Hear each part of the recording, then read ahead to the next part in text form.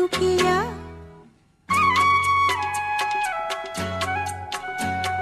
तूने वो रंगीले कैसा जादू किया, पिया पिया बोले मत वाला जिया, तूने वो रंगीले कैसा जादू किया, पिया पिया बोले मत वाला जिया, बाहों में छुपा के ये क्या किया, ओरे पिया हो तूने वो रंगीले कैसा जादू किया।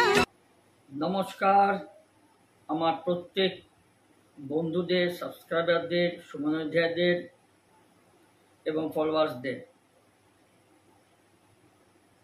আশা করি সকলে ভালো আছেন, ভালো থাকবেন। আর ভালো লাগলে অনুগ্রহ করে আমার চ্যানেলগুলো ফেসবুক এবং ইউটিউব, ইউটিউব আমি শুরু করেছি। আগে ইউটিউবটা জানি না কোনো হিংসাজনিত কারণে হোক, সেখানে আমার অনেক ফলোয়ার্স ছিল, সাবস্ক্রাইবার ছিল প্রচুর, 1,500-এর বেশি, সেটা কোনো অজানা কারণে বন্ধ হয়ে গেছে। যাই হোক, সেটা নিয়ে কথা নয়, নতুন আমি আবার করেছি। তাই ফেসবুক এবং ইউটিউবটা যদি আপনার সাবস্ক্রাইব এবং ফলো করে দেন, তাহলে লাইক শেয়ার ভালো লাগবে, আপনারা আমার কাছ থেকে মনোমতো কিছু খবর জানতে পারবেন। কারণ প্রত্যেকে শিক্ষিত, আমি খুব গর্বিত যে আমার চ্যানেলের প্রত্যেক দর্শক, ফলোয়ার্সরা, সাবস্ক্রাইবাররা, বন্ধুরা একটা উচ্চশিক্ষিত ক্যাটাগরি এবং সমাজ সচেতন মানুষ, বুদ্ধিজীবী হিসেবে একটা ক্যাটাগরিতে বিলংস করে। সেই জন্যই আমার বলা। আজকে একটা টপিক নিয়ে আপনার সঙ্গে শেয়ার করব, যে টপিকটা হচ্ছে যে আবেগ প্রকাশের ভাষা না জানায় মনের যুদ্ধে হেরে আত্মঘাতী পুরুষ জাতি বা পুরুষ। এই হরিয়ানাতে কিছুদিন আগে, এক সপ্তাহ বোধ হয়, আজকে রবিবার তো, গত সপ্তাহের ঘটনা, একজন আইএস অফিসারকে সে শিডিউল কাস্ট হোক বা যাই হোক, তিনি আত্মহত্যা করেছে। আইএস অফিসার, এই আইপিএস অফিসার, এবং তিনি কোম্পানি ইঞ্জিনিয়ার, উচ্চশিক্ষিত, এবং ওনার স্ত্রীও কিন্তু আইএস অফিসার এবং প্রশাসনিকে একটা সচিব পদে উনি চাকরি করেন, ওনার স্ত্রী। সেই ভদ্রলোক হরিয়ানাতে জাতের, তারই ডিপার্টমেন্টের উচ্চ আধিকারিকরা, যদিও সেটা আমি খবর থেকেই জেনে বলছি আপনাদের, আমি তো ওটা গিয়ে সরজমিনে সত্যতা যাচাই করিনি।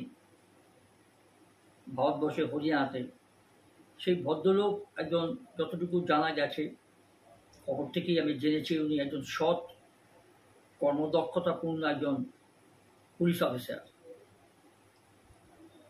যাই হোক, তিনি কিন্তু সেটা আবার কিছু ডিপার্টমেন্টের তো সবাই তো সৎ হয় না। আমাদের রাজ্যেও তো দেখেছেন, একজন হয়তো সৎ, কি দুজন সৎ, আর বাকিরা সবই কামানোর ধান্দা, অবৈধভাবে। তো সেই মানুষটা সহ্য করতে না পারে, পুরুষ মানুষ, একজন আইপিএস অফিসার, চারটিখানি কথা নয়, এবং তিনি কম্পিউটার থেকে ইঞ্জিনিয়ারিং পাস করেছেন, তার ডিগ্রি, তিনি সুইসাইড করেছেন ঘরের মধ্যে, নিজের সার্ভিস বরবাদ দিয়ে। তার কারণ নিজের ডিপার্টমেন্টের উচ্চ আধিকারিকদের ক্রিটিসাইজ, অপমান তিনি সহ্য করতে পারেননি।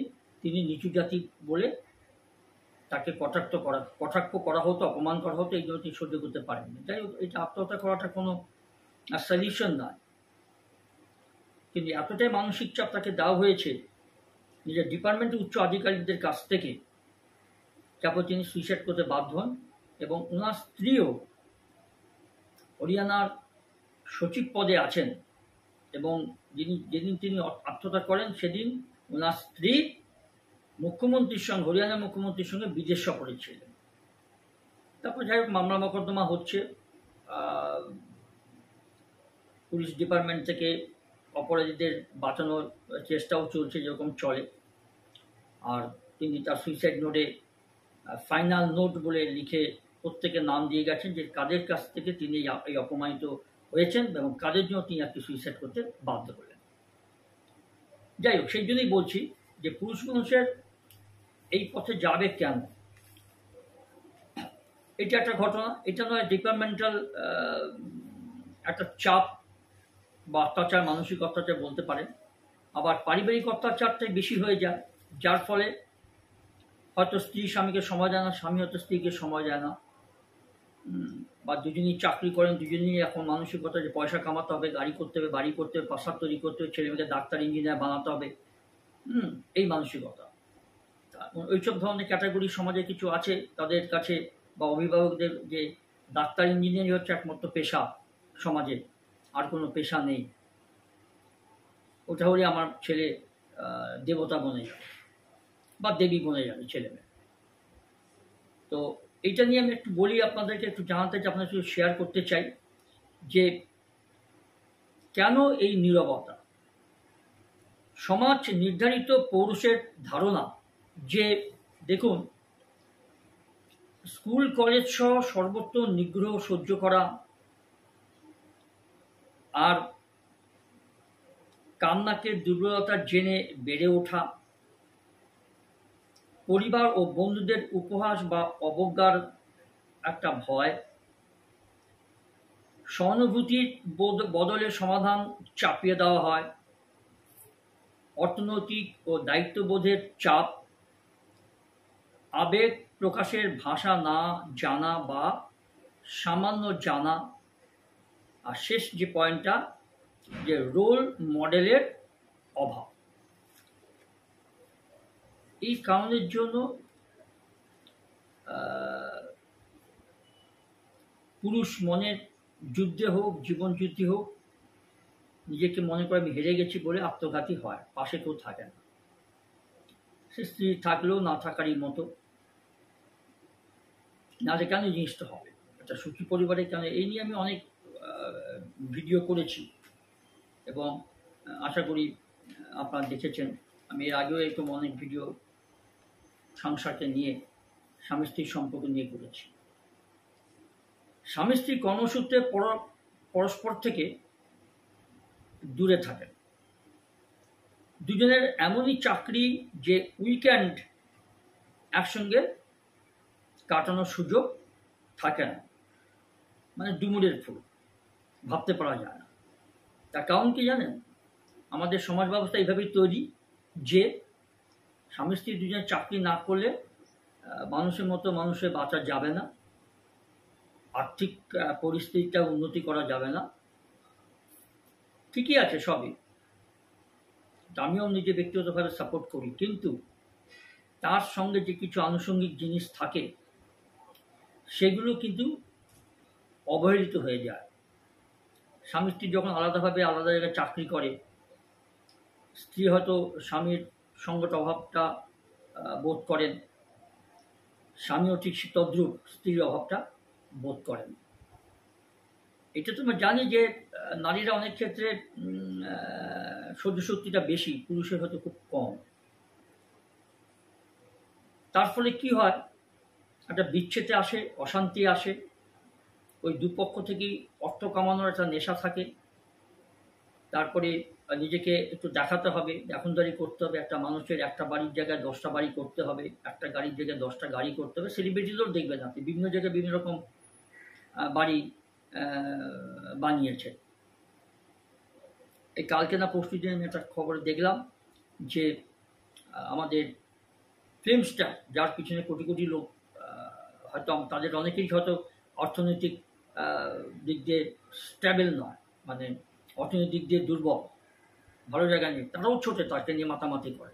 শাহরুখ খান বলিউডে, তিনি বোম্বেতে যে বাড়িটা বানিয়েছেন মান্নাত নাম দিয়েছেন। আবার আরেকটা বাড়ি নাকি তিনি, আমিও জানতাম না, এই খবরটা শুনেই বলছি, আপনাদের শেয়ার করছি। তিনি দুবাইতে একটা বাড়ি বানিয়েছেন, বাড়িটার নাম দিয়েছেন জান্নাত। মান্নাত আর জান্নাত। যাই হোক, তিনি তার পরিশ্রম দিয়ে রোজগার করেছেন। আপনি একটা জায়গা থেকে 10টা বাড়ি কি 20টা বাড়ি করতে পারেন, সেটা কারো যায় আসে না। তা সেটা বলছি, মানুষের চাহিদার তো শেষ নেই। অত দরকারও নেই। যেখানে একটা দুটো বাড়ির হলেই হয়তো হয়ে যায়, সেখানে যদি আপনি এখন পয়সা আপনার কাছে অঢেল আসে, আপনাকে রোজগারের যদি বন্দোবস্ত করে দেয় প্রযোজকরা বলুন, প্রডিউসাররা বলুন, বিজ্ঞাপন দাতারা বলুন, বিভিন্ন রকম ইভেন্ট ম্যানেজমেন্টের লোকেরা বলুন, আপনার তো কোনো দোষ নেই। আপনি 2 হাতে টাকা লুটবেন, রোজগার করবেন, দরকার না থাকলেও আপনি তো আর প্রত্যাখ্যান করতে পারেন না, অর্থ বলে কথা।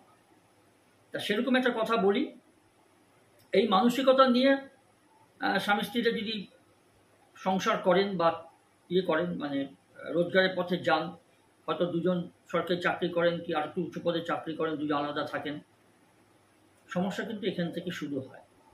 বা স্বামী স্ত্রী যদি চাকরি নাও করেন, যে কোনো একজন হয়তো চাকরি করেন, আমি ধরে নিলাম স্বামী চাকরি করেন, স্ত্রী হয়তো গৃহবধূ, সেখানে এই সমস্যাটা থাকে। একসঙ্গে ঘরে থাকার পরেও এই ধরনের সমস্যা থাকে, মানসিক অত্যাচার বা মানসিক মিল না হওয়া, এগুলো একটা ঘটনা। এগুলো ওভারকাম না করতে পারলে সংসারটাও ভেঙে যাবে, প্রাণহানি বা আত্মহত্যার নিদর্শনগুলো একটু বাড়তে থাকবে। আর ছেলে মেয়ের ভবিষ্যতের কথা ছেড়ে দিন, কী হবে সেটা আপনারা বুঝতে পারছেন, আমি ওটা আর খোলাখুলি বলছি না। তা এই যে যেটা নিয়ে বলছি, দুজন স্বামী স্ত্রী বাইরে চাকরি করেন, উইকেন্ডেও দেখা হয় না, মানে সেই সময়টুকু নেই। কারণ একই ছাদের নিয়ে দুজন থাকেন না, দুজন আলাদা থাকেন চাকরি সূত্রে, কর্মসূত্রে। আর তাদের মধ্যে শুধু যে দেখা সাক্ষাৎ যদি হয়, ওই যোগসূত্র বলতে তাদের শিশু সন্তান। আর সেই স্বামী একদিন তার পরিচিত এক তরুণীর সঙ্গে কথা বলতে গিয়ে বলে ফেললেন, একজন যে কোনো স্বামীর কথা বলছি আমি, যে I am a failed husband and a father.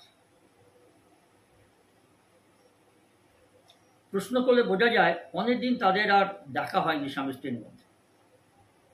Video কলে কথা হলেও দিনের শেষে যেটা নিয়ম রক্ষা, ভিডিও কলে করে কথা দেখা করা আর একসঙ্গে থেকে কথা বলা, বা উইকেন্ড অন্তত শনি রোববার ছুটির দিনেও যদি দেখা সাক্ষাৎ করা যায়, সেটার মধ্যে তফাৎ আছে। যাই হোক, এখন তো আমরা বড়লোকদের ছেলে মেয়েদের বা বউদের দেখি বাবা মার শ্রাদ্ধ করেন বা শ্বশুর শাশুড়ির শ্রাদ্ধ করেন অনলাইনে, ভাইফোঁটা দিচ্ছেন সেটাও অনলাইনে। এই হচ্ছে পরিস্থিতি আর কি। সেটা হয়তো সময় উপযোগী হয়ে ওঠে না। এখন জিনিসটা এরকমভাবে এই পর্যায়ে চলে গেছে। তো যেটা নিয়ে বলছিলাম, যে কিন্তু এই যে হাজব্যান্ড, তিনি নিজেকে টাপ প্রমাণ করতে গিয়ে নিজের মধ্যে গুমড়ে মরছিলেন, আর মাঝে মাঝে চূড়ান্ত রেগে উঠে সকলের সঙ্গে প্রবল দুর্ব্যবহার করছিলেন। স্বাভাবিক হতেই পারে, হবেই। আর নিজেকে আহত করার একটা চেষ্টা থাকে, কারণ আমি কীরকম হাজব্যান্ড, কীরকম বাবা। কিন্তু কেন তিনি এরকম চিন্তা করছেন? স্ত্রী হয়তো চাকরি সূত্রে বাইরে আছেন, আর এই শ্বশুর শক্তিরা কেন থাকছে না, এটা তো মনোবিদ্যায় বলতে পারবেন। এগুলো ঘটছে, ক্রমশ ঘটছে। আপনি অধিকাংশ পরিবারে দেখবেন যে দেখনদারির মিল হয়তো আমরা সমাজে দেখতে পাই, কিন্তু ভেতরে আন্তরিক যে মিলটা বা সম্পর্কটা, তাতে অনেকটাই ফাঁক থেকে যায়। যাই হোক, এইভাবে ব্যাংক ব্যালেন্স হয়তো বাড়ে, প্রভাব প্রতিপত্তি বৈভব বাড়ে, ব্যাংকে হয়তো কোটি টাকা ছাড়িয়ে মিলিয়নে গিয়ে পৌঁছায়, কিন্তু তাদের সন্তানরা কি ঠিক সেই মানসিকতা যে মানুষ হয়? তারা কি পরবর্তীকালে প্রতিষ্ঠিত হলে সেই বাবা মাকে কি যত্ন নেওয়ার মানসিকতা থাকে? সেটা আপনারা বলবেন, আমাকে বিচার করবেন, ইনবক্সে আমাকে জানাবেন। আমি অনেক পাই প্রশ্ন, উত্তর দেওয়ার চেষ্টা করি, এবং অনেকে উত্তর দিয়ে দেন আমার হয়ে, আমার অনেক বন্ধুরা। আর দেখুন, এই যে তবে চরম কোনো সিদ্ধান্ত নেওয়ার আগে বহু চেষ্টার পরে একাধিক আত্মজনের সাহায্যে তারা ফের কাছাকাছি এসেছেন, এরকম ঘটনা ঘটেছে। থার্ড পার্সন নিয়েছেন মেন্টাল হেলথ এক্সপার্টদের সাহায্য। এরকম ভালো মানুষ আপনি কম পাবেন যারা ফ্যামিলি ম্যাটারগুলো কোনো আত্মীয় স্বজন স্বেচ্ছায় এসে মেটাবে। একমাত্র খুব বিশ্বস্ত হলে, খুব রিয়েল ফেথফুল রিলেশনশিপের মধ্যে হলে বাবা মা বা শ্বশুর শাশুড়ি। এখন এগুলো খুব কমই, এগুলো আপনি এখন ঠিক সঠিকভাবে পাবেন না। আর এই একটুকু বাস্তব চিত্র তুলে ধরার কারণ এই সমস্যা ওর মানে এই যে মানুষটার কথা বলছি, একটা কাল্পনিক চরিত্র ধরুন, তার একার নয় কিন্তু এই সমস্যাটা, কোটি কোটি পুরুষের এই একই সমস্যা আছে। কেন? মনোবিজ্ঞান নিয়ে গবেষণা করা অধিকাংশ বিশেষজ্ঞই মনে করছেন যে তারা আবেগ প্রকাশের ভাষা জানেন না। কঠিন একটা সিদ্ধান্তের কথা ওনারা জানালেন। আবেগ, মনের আবেগ প্রকাশ করার যে পদ্ধতিটা, সেটা আমার বা আপনাদের অনেকেরই জানা নেই, আমার তো জানা নেই যে কীভাবে করলে জিনিসটা হয়। পার্টিকুলার ভালোবাসা, আবেগ, ভালোবাসা পরস্পরের মধ্যে থাকবে, সন্তানের প্রতি থাকবে, যতটুকু আয় অনুযায়ী স্বামীর বা পুরুষের বা স্ত্রী বা সন্তানদের দেখভাল করা, শ্বশুর শাশুড়ি বাবা মার যত্ন নেওয়া, এইটুকুর মধ্যে সাদাসিধে সরলভাবে বুঝি। আর যারা মধ্যমাতা লম্পট তাদের কথা বলছি না, তাদের কথা ছেড়ে দিই, সেগুলোকে আমি মানুষ বলে গণ্যই করি না। তো এই যে ব্যাপারটা হলো, যে কারণ জানেন মনোবিজ্ঞান কি বলছে জানেন, যে কারণ তাদের ছোট থেকেই শেখানো হয়নি। স্ত্রীকে বা স্বামীকে তাদের বাবা মারা ছোটবেলা থেকে সেভাবে মানুষ করেন। মানুষ করেছেন জানেন কিভাবে? আমি বড় লোকদের কথা বলছি, বিত্তশালীদের কথা। বৈভব দেওয়া, বাড়ি বাড়ি তৈরি করে দেওয়া, বুঝিয়ে দেওয়া তোমাকে বড় হতে হবে, অর্থ কামাতে হবে, সমাজে প্রতিষ্ঠিত হতে হবে, যাতে তোমার আশেপাশের লোকরা তোমাকে সঙ্গে চলে, ইত্যাদি ইত্যাদি আর কি। কিন্তু তুমি ভালো মানুষ হও, এটা এই উপদেশটা কজন পায় বা কজন দিতে পারেন আমার সঠিক জানা নেই। এবং দেখুন আরেকটা কথা হচ্ছে যে এই ধরনের সমস্যা, স্বামী স্ত্রীর কথাই বলছি, তাদের বাবা মাদের কথা বলছি, যে ফলে কি হয় যায়, নিজেকে নিষ্ক্রিয় বা রাফ অ্যান্ড টাফ প্রতিবন্ধ করতে গিয়ে নিজেদের আঘাতের রাস্তা তারা বেছে নেন, যার চূড়ান্ত পর্যায়ে যায় আত্মহত্যা, সুইসাইড। একটা মানুষ নিজেকে শেষ করে দেয়, সে আত্মহত্যা বিভিন্ন প্রকারের পদ্ধতিতে কতটা ফেড আপ হলে মানুষ এই পথটা বেছে নেয়। এটা তো জানেন যে আপনি সবচেয়ে বেশি ভালোবাসেন আপনার নিজেকে, নিজের জীবনে ফার্স্ট প্রেফারেন্স দেন নিজেকে। আমি নিজের ভাবটা আগে দেখব, ভালোবাসা আন্তরিকতা সবার জন্যই করব, স্ত্রী, ছেলে মেয়ে, বউ, বাবা মা, শ্বশুর শাশুড়ি, কিন্তু মানুষ তো প্রথম নিজেকে, নিজের জীবনকে সবচেয়ে বেশি ভালোবাসে, তো নিজের প্রাণকে সবচেয়ে বেশি ভালোবাসে, তাই না? এটা তো আমার মতো একজন মূর্খ মানুষের মানে মনোভাব আর কি, আমি আমার মতো করে বলব। আর প্রায় 25 বছর ধরে ধরুন নাবালক ও পুরুষ মন নিয়ে কাজ করা একজন সমাজকর্মী, নাম হচ্ছে দীপ পুরকায়স্থের কথা। তিনি কি বললেন? যেহেতু আবেগের ভাষা না আছে জানা আর না আছে প্রকাশের অভ্যেস, তাই রাগ, ক্রোধ তারা আঁকড়ে ধরছেন। আত্মহত্যা, হিংসা এমন একটা রূপ যার জন্ম রাগ থেকেই হয়। এই দীপ পুরকায়স্থবাবুর কথা হচ্ছে, তার রেস্টেনে একটি বেসরকারি হাসপাতালের একজন সাইকোলজিক্যাল কাউন্সিলর, তিনি বললেন যে পুরুষের আত্মহত্যার ধরন অনেক বেশি হিংসাত্মক। একাধিক পরিসংখ্যান বলছে যে মেয়েরা সুইসাইডের চেষ্টা বেশি করেন, কিন্তু পুরুষরা এতটাই লেথাল পন্থা নেন যাতে আর বাঁচার কোনো উপায় থাকে না, বন্ধ হয়ে যায়। তাহলে কি আবেগ প্রকাশের ভাষা না জানায় মানসিক অবস্থা নিয়ে আলোচনায় পুরুষের অনিচ্ছা, আর তা থেকেই তাদের আত্মহত্যা প্রবণতা বেশি হয়। দেখা যাক, কনসালট্যান্ট ক্লিনিক্যাল সাইকোলজিস্ট শতভিসা চট্টোপাধ্যায় তিনি কি বলছেন? তিনি বলছেন যে এই বিষয়ে তিনি একটা ভালো উদাহরণ দিলেন, প্রেসার কুকারের উদাহরণ। তার ব্যাখ্যা, আমাদের সমাজ এমনভাবেই স্ট্রাকচার্ড যেন পুরুষ এবং আবেগ এক পথ ধরে না হাঁটে। কিন্তু আবেগ তো জেন্ডার আইডেন্টিটি দেখে তৈরি হয় না, ফলে সেই সব আবেগ ছেলেরা ধামাচাপা দিতে বদ্ধপরিকর। তাই মনের উপরে গভীর প্রভাব ফেলে এমন অনেক কিছুতেই অধিকাংশ পুরুষ অত্যন্ত অত্যন্ত নিষ্ক্রিয়ভাবে দেখান বা ম্যাটার অফ ফ্যাক্ট বলে এড়িয়ে যান।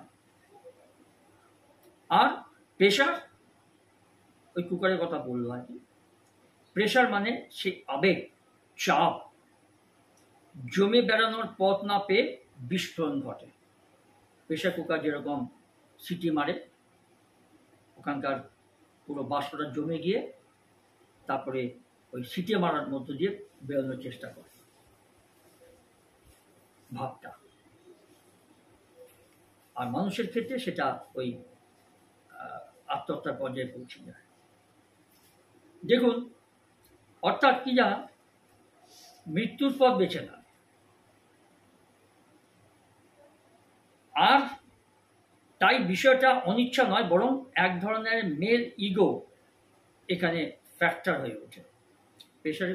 প্রেশার কুকারের উদাহরণটা দিয়ে তিনি বললেন, যখন প্রেশার কুকারে কোনো কিছু রান্না করলে যখন ওর পরিণতি অবস্থায় আসে তখন ওটা বাস্ট করে না। বাস্ট বলতে বিস্ফোরণ হয় না, কিন্তু সিটির যে উপরের যে নখটা সেটা দিয়ে চারদিকে তার বাষ্পটা বেরিয়ে যায়। আর এখানে যখন এই অভিমানগুলো জমে থাকে তখন বিস্ফোরিত হয় আত্মহত্যার মধ্য দিয়ে। সেটাই উনি বলতে চেয়েছেন। আর তবে এই জিনিসটা যদি বললেন সেটা কিভাবে, ইনস্টিটিউট অফ সাইকিয়াট্রির সোশিও সাইকোলজির সহকারী অধ্যাপক ও বিভাগীয় প্রধান মায়াঙ্কা কুমার বললেন যে এটি সামাজিকভাবে আরোপিত এক প্রতিরক্ষামূলক দেওয়াল, অসহায়তার মুখোশ, যেখানে পুরুষদের মধ্যে গেঁথে দেওয়া হয় যে সব তাকে নিজেকে সামলাতে হবে, ফলে কোনো সাহায্য চাওয়া তাদের কাছে পরাজয়, উচিত নয়। আর সেটা যখন নিজে সামলাতে পারেন না তখন এই আত্মগ্লানি শেষমেশ আত্মবিন্যাসের দিকে নিয়ে যায়, মানে আত্মহত্যার দিকে নিয়ে যায় একটা পুরুষ মানুষকে। এই সামাজিক চাপ এবং পিতৃতান্ত্রিকতার জাঁতাকলে পড়ে বেড়ে চড়ে পুরুষদের আত্মহত্যা। আর শুধু আমাদের দেশে নয়, বিশ্বজুড়ে পুরুষদের আত্মহত্যা বেশি। সর্বশেষ প্রকাশিত এনসিআরবির একটা ক্রাইম ইন ইন্ডিয়া 2023 রিপোর্টে বলছে যে মোট আত্মহত্যার 72.8% হচ্ছে পুরুষ, বাকিটা মহিলারা করে। তার মধ্যে 68.1% আত্মহত্যার ঘটনা ঘটেছে, মানে যারা করেছে এই 68.1%, তার মধ্যে প্রত্যেকেই বিবাহিত, আর মেয়েদের ক্ষেত্রে হলে বিবাহিতা। আর 2024 সালে প্রকাশিত হু মর্টালিটি ডেটাবেস এর তথ্য বলছে যে প্রতি বছর গড়ে 7 লক্ষ মানুষ আত্মঘাতী হন। আরে বাহ, সারা বিশ্বে অবশ্য। এর মধ্যে মহিলাদের তুলনায় পুরুষদের আত্মহত্যার হারটা দ্বিগুণ। হয়তো কারণ বিভিন্ন থাকতেই পারে, তো সব ক্ষেত্রে ওই চাপ, সব ক্ষেত্রেই চাপটা বিভিন্ন রকম হতে পারে, একরকম যাবে তা না, বিভিন্ন রকম হতে পারে। তখন সামলাতে পারেন না, সেই চাপটাকে সহ্য করতে পারেন না বলে তাকে সুইসাইডের পথে যেতে হয়, জীবনটাকে শেষ করে দেয়। এটা তো কোনো সলিউশন নয়। এখন যে করবে তাকে আপনি বোঝাবেন কী করে? তার যদি সময় থাকে তখন তাকে আপনি কাউন্সিলিং করতে হবে। তার আগে যদি সে ওই পথ বেছে নিয়ে রেল লাইনে ঝাঁপ দিয়ে দেয় বা গলায় দড়ি দিয়ে দেয়, তাহলে কী করবে? আপনার খবর নিশ্চয়ই দেখেছেন, জানেন, অনেক প্রতিষ্ঠিত ডাক্তার, অনেক প্রতিষ্ঠিত ইঞ্জিনিয়ার, অনেক প্রতিষ্ঠিত WBCS officer, IAS officer, IPS officer, মেধাবী ছাত্র ছাত্রীরা এইভাবেই সুইসাইড করে। অত আর্থিক দিক দিয়ে কিন্তু প্রত্যেকেই স্বাবলম্বী, আর্থিক দিক দিয়ে তাদের কোনো সমস্যা ছিল না। সমস্যা হচ্ছে পারিবারিক, মানসিক একটা গ্যাপ, যেটা সামাল দিতে তার পাশে এসে দাঁড়িয়ে তার সমাধান করতে কেউ থাকেন না। সমস্যাটা এখানে। আর কি হয়? তাহলে কি ইমোশনাল প্রেশারকেই মোকাবিলার উপায় জানা নেই? বেশিরভাগ পুরুষের এই যে ইমোশনাল প্রেশারটাকে কি করে মোকাবিলা করা যায়, সেটি কি তাদের মধ্যে সত্যি জানা নেই, যারা আত্মঘাতী হচ্ছে বা সেই পথে আছেন এখন অন দ্য ওয়েতে? তারা কি এর উপায়টা বা এই মানসিকতা তাদের মধ্যে নেই, কি তার জানেন না কি করে এই উপায়, কি করে এই মোকাবিলা করতে হবে? নিজের অভিজ্ঞতা থেকে ওই দীপ প্রকাশ তো জানালেন যে ঠিক এই জায়গাতে নারী পুরুষের বিষয় আলাদা হয়ে যায়। ছেলেরা পিতৃতান্ত্রিকতার বিরুদ্ধে লড়তে পারেন না বা চান না, তাই নিজেকে আঘাত করেন। মেয়েদের বড়ই করা, আর মেয়েদের বড়ই করা হয় ইমোশনাল ভোকাবুলারি শিখিয়ে, যাতে কঠিন পরিস্থিতি সামলানোর ক্ষমতা তৈরি হয়। মেয়েদেরকে পরের বাড়ি থেকে তোমায় রান্না করতে হবে, অশান্ত হলে সেটাকে মানিয়ে নিতে হবে, ট্যাকেল করতে হবে। স্বামী যদি দুর্নীতি হয় তাকে সেইভাবে ট্যাকেল করে তাকে ভালোবাসে জয় করতে হবে, যদিও সেটা সব জায়গাতে হয় না। সব জায়গাতে এইভাবে সুশিক্ষিতভাবে মানে প্রতিপালিত হয় না, বা বাবা মা ঠিক সেভাবে দিতে পারেন। তারা সেই পিছনে ছোটে আমার ছেলেকে বা মেয়েকে একটা হাই অ্যাম্বিশনের স্থানে গিয়ে প্রতিষ্ঠিত করতে হবে, সে পারুক বা না পারুক। তাহলে তুমি মানুষ হলে কিনা that is not a factor. তুমি কত টাকা কামাবে ভবিষ্যতে, কত বড় চাকরি করবে, কোনো বহুজাতিক সংস্থার ডাইরেক্টর হবে বা উচ্চ আধিকারিক বা আধিকারিকা হবে, কটা গাড়ি থাকবে তোমার, তোমার পাশের লোকরা প্রতিবেশীরা তোমাকে এইভাবে দেখবে, ঘাড় ঘুরিয়ে দেখবে, এই ধরনের একটা সেলফ সেন্টিমেন্ট, ইগো তৈরি করে দেওয়া হয়। তাতে অর্থ আসে ঠিকই, বৃত্ত, গাড়ি বাড়ি সবই হয় ঠিকই, কিন্তু তাদের ছেলে মেয়ে প্রকৃত মানুষ হয় কিনা বা নিজেরাও সেই শান্তির জায়গাটায় গিয়ে পৌঁছতে পারেন কিনা, I have doubt, because I have seen my eyes. আমার চাকরি দেবে আমি দেখেছি অনেক। আর আমি ভালো আছি, শান্তিতে আছি, ডাল ভাত খাই, নুন ভাত খাই, বা কোনদিন নাই বা খেলাম, আর দ্যাটস এনাফ। আমার আয়ত্তের বাইরে গিয়ে আমি কখনো চেষ্টা করি না যে আমাকে এই ধরনের বৈভব, প্রতিপত্তি, অর্থ রোজগার করতে হবে বা তৈরি করতে হবে। তখনই কিন্তু এই জিনিসটা আসে। আর এই জিনিসটা করতে গিয়ে যখন দেখবেন আপনি বাধা পাচ্ছেন, না যদি প্রেশার আসছে, তখন আপনি পাশে কাউকে পাবেন না। আর থাকলেও তাদের সেই যোগ্যতা নেই সেই সলিউশনটা দিয়ে আপনাকে রক্ষা করবে বা উপদেশ দেবে। তাই হয়। আর এই যে মায়াঙ্কবাবু যে কথাটা বললেন, তার সংযোজন কি? পুরুষদের শেখানো হয় আবেগ লুকিয়ে রেখে যন্ত্রণা সহ্য করতে হবে, আর এই দমনই মানসিকভাবে তাদের দুর্বল করে তোলে। এবং সেখানে শতভিসার বাবুর যে ব্যাখ্যা ছিল, মেয়েরা সহজে কাঁদে, যেমন সমাজের কাছে স্বাভাবিক তেমনি, আর স্বাভাবিক, বলিষ্ঠ, সফল, গম্ভীর হচ্ছে পুরুষ। তাই তাদের কান্না জমতে থাকে, আর সেই দুঃখই যখন বহির্মুখী হয় তখন তা আগ্রাসী মন বা হিংসার প্রকাশ ঘটে, বহিঃপ্রকাশ হয়। আর অন্তর্মুক্তি হলে, যদি অন্তর্মুখী হয়, যদি সে আবেগটা প্রকাশ করতে না পারে, দুঃখটা কষ্টটা, তাহলে কিন্তু তা হচ্ছে অবসাদ। এই দুয়ের মিছিলে শক্তিশালী পুরুষ নিজের কোমল সত্তার কাছে হার মেনে নেন এবং চরম সিদ্ধান্ত নেন আত্মহত্যার, যার ফলে মহিলারা যদিও বর্ন ফাইটার আর পুরুষরা হচ্ছে রাফ অ্যান্ড টাফ, এমন সহজ অঙ্কে মানসিক সহ্য বিচার করা ঠিক না। সত্যি তাই। এই যে দুটো কথা বলা হলো, এই দুটো কথা ঠিক নয়। এবং এই যে 10 তারিখ বিশ্বজুড়ে যে মানসিক স্বাস্থ্য দিবস পালন করা হলো, সেখানেও কিন্তু সকালের আহ্বান কণ্ঠ ছাড়ো জোরে। মানে যেটা বলছিলাম আমি, 10 তারিখে একটা মানসিক স্বাস্থ্য হলো, দিবস পালিত হলো 10ই অক্টোবর 2025 সাল।